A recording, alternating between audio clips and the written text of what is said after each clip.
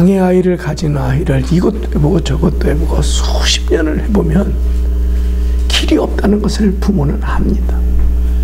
그 절망적인 상황과 그 문제를 사회도 해결해 주지 못하고 그 어떤 사람도 해결해 주지 못하고 그것은 오로지 내 몫이라는 이 짐을 안고 있는 이 부모에게서는 어떤 면에서 그러면 예수님이라도 한번 만나면 해결해 주겠지 가느다란 기대를 가질 수밖에 없는 거죠. 그러나 그게 믿음은 아니었습니다. 한번 해보자. 길이 있다니 한번 해보자는 정도지 진정한 믿음은 아니었어요. 그때 예수님께서 할 수 있다는 말이 무슨 말입니까? 믿는 사람에게 능치 못할 일이 없습니다. 이 말은 부모의 믿음이 얼마나 중요한지를 강조하신 거예요. 그래서 이 아버지는 믿음 없다라는 얘기를 합니다. 그런 고백을 들으신 주님께서 그 아이에게 능력을 행하셔서 그 아이를 온전한 아이로 치료해 주셨습니다. 그 문제를 사람들이 해결하지 못하는 문제를 하나님의 능력으로 치유해 주셔서 그 아버지에게 진정한 믿음을 심어주셨습니다. 사랑하시는 여러분, 이 일이 끝나고 난 다음에 제자들이 나와서 묻습니다. 예수님, 왜 우리들은 이 문제를 해결하지 못하고 이렇게 무기력하게 논쟁만 하다 끝났을까요? 그때 예수님 말씀합니다. 기도 외에는 이런 능력이 나갈 수가 없다. 결국 예수님의 이 답 속에서 중요한 우리가 두 가지를 배웁니다.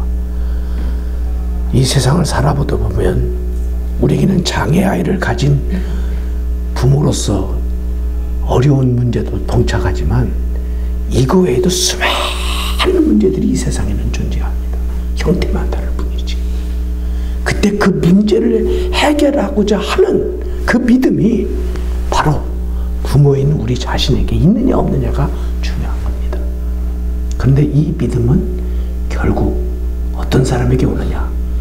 끝까지 하나님을 신뢰하고 자신의 능력의 한계를 인정하고 절대적인 신 앞에서 무릎을 꿇고 하나님 앞에 저는 아무것도 할 수 없으니 하나님 저를 도와주셔서 나에게 이 주어진 과제를 내가 풀어낼 수 있도록 힘을 주시고 지혜를 주시고 능력을 주시더라고.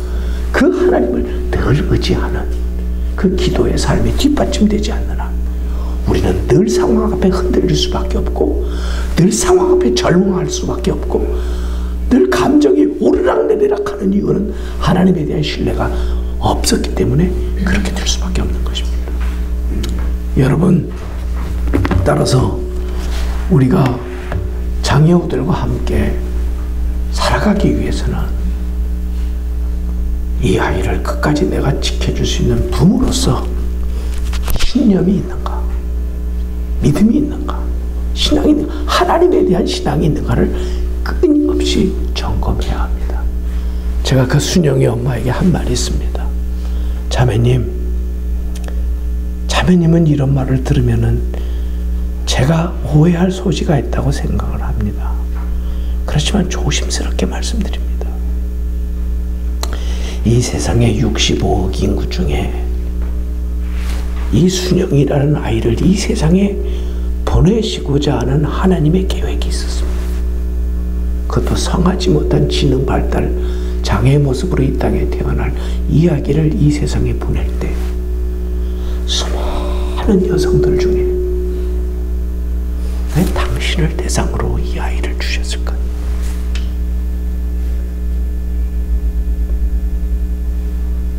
(65억의) 반절이 여성이라고 하면 30억의 여성들이 있는데 그 여성들 중에 왜 하필 당신에게 이 아이를 잉태시키고 태어나게 하시고 당신에게 맡겨줬을까요? 이것은 하나님이 당신을 신뢰하기 때문입니다. 이런 아이일지라도 내가 너에게 맡기는 것은 너만이 이 일을 해낼 수 있다는 하나님의 깊은 신뢰가 있었기 때문에 당신에게 맡긴 겁니다. 따라서 이 일은 아무나 보편적으로 맡을 수 있는 소명이 아니라 하나님의 큰 기대와 믿음이 있는 신앙 때문에 당신에게 맡겨진 일이기 때문에 당신은 이것을 고맙게 받아들이셔야 합니다. 하나님, 미천한 저에게 그런 거룩한 소명을 주셔서 감사합니다. 평생을 이 아이와 함께 울고 웃으며 지내다가 부름받을지라도 이것이 당신께서 나를 향하신 커다란 계획 속에서 진행된 일이라면 저를 감사함으로 받겠습니다. 주님 고맙습니다. 당신의 신뢰에 어긋나지 않도록 내가 이 아이를 위해서 사랑하고 이 아이를 위해서 기도하고 이 아이를 위해서 내 생애를 다 쏟겠습니다 하는 그 헌신이 당신에게는 필요합니다. 하나님이 당신을 신뢰한 것처럼 당신 역시 하나님을 신뢰하시기를 바랍니다. 이 아이를 맡겨줬으면 끝까지 감당할 수 있는 지혜도 주시고 능력도 주시고 환경도 열어주셔서 끝까지 이 아이와 함께 울고 웃고 하면서 이 길을 가게 하시자는 믿음이 당신에게 있어야 합니다. 주님이 요구하시는 것이 바로 그 믿음입니다.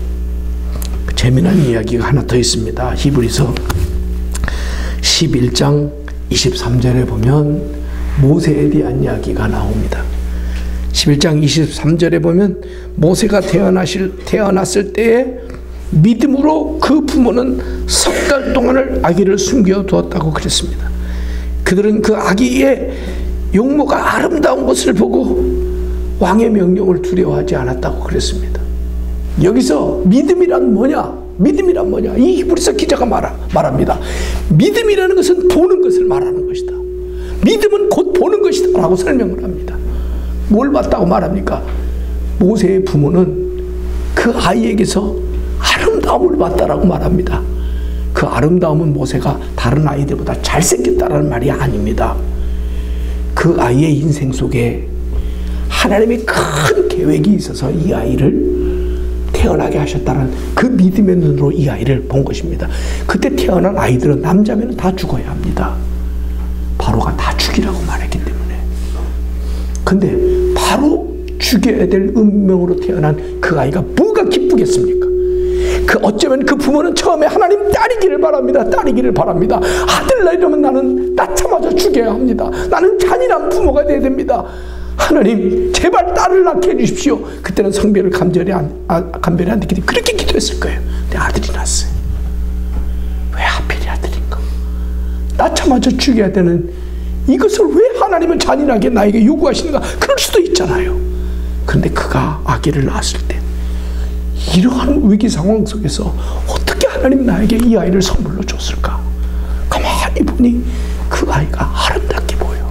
근데 그 아름답게 본 거 인물이 잘생겨서가 아니라 하나님이 이런 모든 태어난 아이들을 다 죽여야 되는 상황 속에서도 내 태 속에서 이 아이를 태어나게 한 것은 하나님의 큰 뜻이 있을 거다. 하나님의 큰 계획이 있을 거다를 바라본 거예요. 바라본 거예요.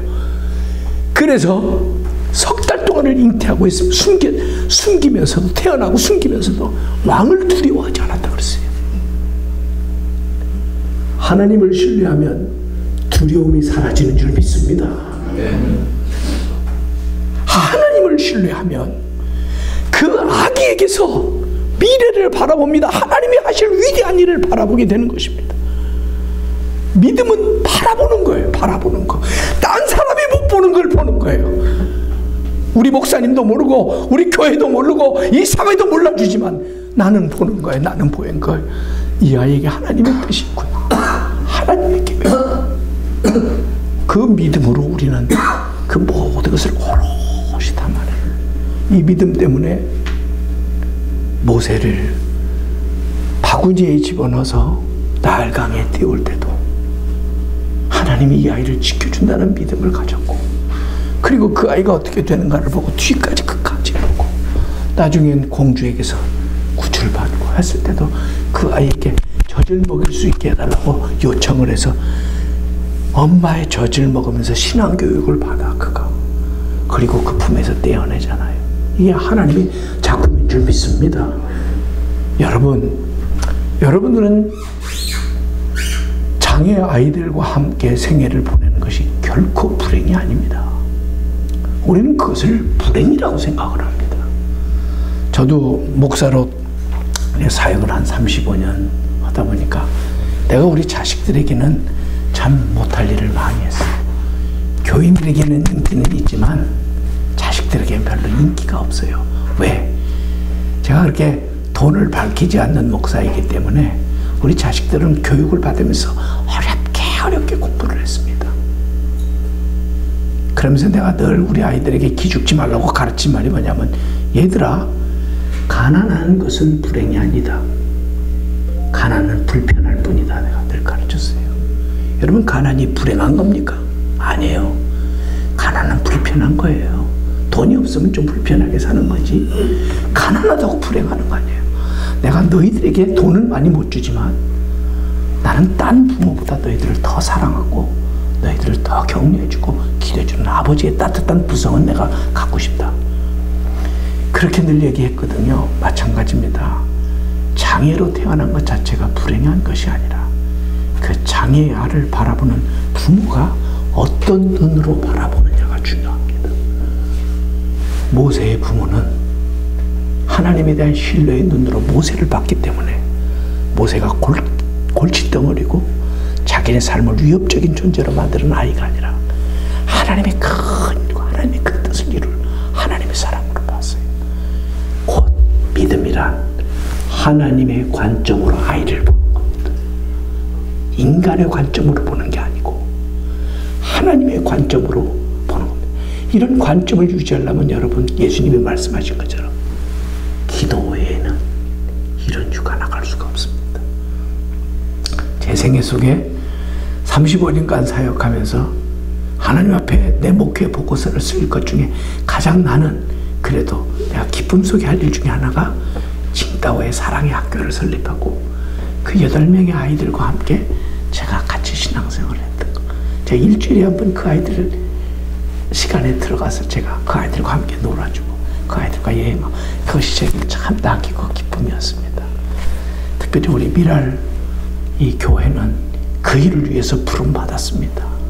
그것은 교회 사이즈와 상관없이, 교회 규모와 상관없이 여러분들에게 부재준 그 아이들과 함께 우리 강 목사님이 뜻을 품고 이렇게 함께 가는 길이 얼마나 복된 길인지 모르겠습니다. 여러분들의 가시는 길에 모세의 부모에게 믿음을 주신 하나님이 여러분에게도 믿음을 주셔서 여러분 자녀를 볼 때마다 어떻게 이렇게 예쁜 아이가 태어났나, 어떻게 이렇게 소중한 아이가 태어났나, 어떻게 이렇게 하나님께서 나에게 믿음을 주시고 수많은 여성들 중에 나에게 이 아이를 맡겨서 나에게 이 소명을 주셨나, 이런 시각으로 바라보면서 늘 무거운 짐을 지고 힘겹게 가지 마시고 그 아이와 함께 인조이하면서 가시기를 주님의 이름으로 축원합니다. 우리 애들은 복덩입니다. 복덩입니다. 저는 우리 교회에 장애 아이가 7명이 나오고 있습니다. 현재 우리 그 아이들은 이렇게 가서 따로 예배드리지 않고 지금 함께 예배드립니다. 주일날 제가 설교를 하면 우리 지금 26살 먹은 아이는 내 말을 그대로 흉내냅니다. 그래서 처음 오는 사람은 굉장히 당황을 합니다. 근데 저는 그 아이가 내 설교를 흉내낼 때 너무 기쁩니다. 그게 왜 기쁘냐? 그게 좋다는 사인이에요. 그게 그 말씀에 나도 공감한다는 아멘으로 들려요. 나는 그게 기뻐요. 근데 그 엄마 아빠는 외과 의사입니다. 근데 아빠는 외과 의사인데 가톨릭을 다녔습니다. 부모가 다 내력이 다 가톨릭입니다. 그분은 가톨릭 의과대학을 나와서 정외과 의사가 됐는데 둘째 아이가 그만 장애, 지능 발달 장애가 됩니다. 이 부모가 인간적으로 보면 부러울 것이 하나도 없는 신분을 가진 사람인데 이 아이 때문에 늘 그늘진 삶을 살아야 되는 거예요.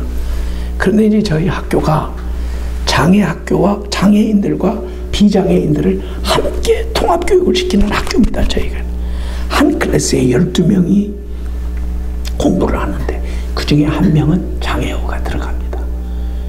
그래서 이 12명의 비장애 아들은 한 명의 장애우를 함께 사는 법을 가지고 함께 돕는 법을 불리고 함께 이 아이와 울고 웃는 것을 교육시킵니다. 이 아이는 또 앞으로 이 학교를 졸업하고 나서 사회에 나가야 되는데 비장애인들과 함께 살아가는 것을 배우게 합니다. 그래서 저희들은 장애우들끼리만 교육을 시키지 않고 장애우와 비장애우가 함께 공존하는 통합교육을 시키는 학교입니다. 이 소식을 듣고 이 부모가 과감하게 천주교를 버리고 우리 학교로 왔습니다. 그래서 2년 동안을 저희 학교에 입학을 하려면 2년 동안 우리 교회를 다녀야 되는데 2년 동안 다니게 되면서 이 부모가 예수 그리스도를 영접하게 됩니다. 사실 천주교인들이 교회는 다 다니는 믿음이 없어요. 이분이 세례를 받는 날 의사 선생님인데 울면서 주일 강단에 저는 세례식을 집례식을 하기 전에 간증을 시켜요. 그 아버지가 나와서 간증을 하는데,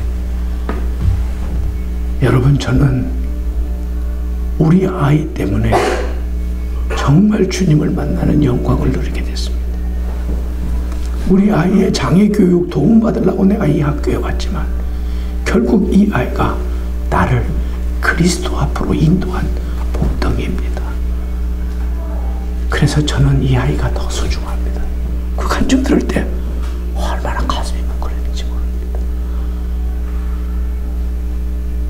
저에게 누가 묻습니다. 목사님, 목사라는 직업이 다른 직업에 비해서 어떤 유익이 있습니까? 목사님은 그 수많은 직업들 중에 왜 목사를 선택했습니까? 처음에는 제가 젊을 때 그걸 몰랐던 것 같아요. 그래서 주의 종으로 사는 것이 내가 좋은 길이라고 생각하고 신학교를 갖고 졸업하고 지금 35년 동안 목회를 하면서 금년이 제가 만 65세입니다. 이렇게 내 삶을 돌아보니까 이제 그런 질문이 오면 내가 이렇게 대답합니다. 네, 제가 목사가 돼서 무슨 권력을 누린 적도 없고 돈을 많이 모아놓은 적도 없고 누구로부터 뭐 박수를 받는 명예직은 못 얻지만 내가 목사하니까 좋은 건 하나 있습니다. 그게 뭔지 아세요? 사람 되기 딱 좋습니다. 사람 되려고 하면 목사하십시오. 왜? 늘 좋은 사람들하고 설교하면서 내가 내 자신을 사람 되도록 나를 다스리지 못한다면 나는 이 세상에서 가장 어리석은 사람입니다. 나이가 들어서 그런지 제가 조금 주님의 형상에 가까운 내 인성이 발전을 하면서 그것이 저는 너무 행복합니다. 제가 목사가 아니 됐던들 저는 주님을 닮아가는데 상당히 거리가 있는 삶을 살았을 것입니다. 여러분들이 장애우들과 함께 지나면서 제가 볼 때는 그 아이들 때문에 더 깊은 영성을 가진 어머니가 되고 더 깊은 영성을 가진 아버지가 될 줄로 믿습니다. 그 아이들은 우리의 짐이 아니라 그 아이들은 우리를 그리스도를 닮게 하는 하나님이 주신 선물입니다. 그런 믿음의 눈이 열리기를 주님의 이름으로 축원합니다. 믿음은 보는 것입니다. 믿음은 세상 사람들이 못 보는 것을 보는 것입니다. 세상 사람들은 장애 아이를 가진 아이를 불행하다고 보겠지만 나는 그것을 행복으로 보게 되는 것입니다. 그것이 믿음입니다. 이런 믿음을 저와 여러분에게 주셔서 주님 만나시는 날, 얘야, 너 때문에 내가 주님을 이렇게 아름답게 만나는구나. 고맙다. 네가 아니었다면 나는 인생에서 정말 중요한 것이 뭐고 덜 중요한 것이 무엇인지를 분별하지 못하고 살았을 텐데 너 때문에 내가 인생에서 정말 소중한 것이 무엇인지를 깨닫고 이 길까지 왔구나. 고맙다 얘야. 이렇게 말하는 날이 속히 오기를 주님의 이름으로 축원합니다. 기도하겠습니다. 하나님, 오늘 우리는 본문을 통해서 부모님에게 믿음이 얼마나 소중한지를 배웠습니다. 믿음 없는 우리를 불쌍히 여겨 주시옵소서. 늘 상황만 보고 처지만 보고 암담한 미래를 보면서 절망하는 우리 믿음 없는 저희들을 긍휼히 여겨 주시옵소서. 믿음 없는 저희들을 도와주시옵소서. 모세의 어머니가 그 어려운 시대에 목숨을 잃어야 될 처지에 태어난 그 아이를 보았을 때 믿음으로 그 아름다움을 보고 바로 임금을 두려워하지 않았던 것처럼 하나님이 주신 믿음의 눈 때문에 우리 아이들도 소중한 아이를 보고 축복된 아이를 보고 하나님의 선물로 보고 그것을 인조이하면서 이 아이들에게 주어진 인생과 함께가는 복된 믿음 있는 부모님들 되도록 우리 모든 미랄교회 성도들을 축복하여 주시옵소서. 감사합니다. 예수님의 이름으로 기도드립니다. 아멘.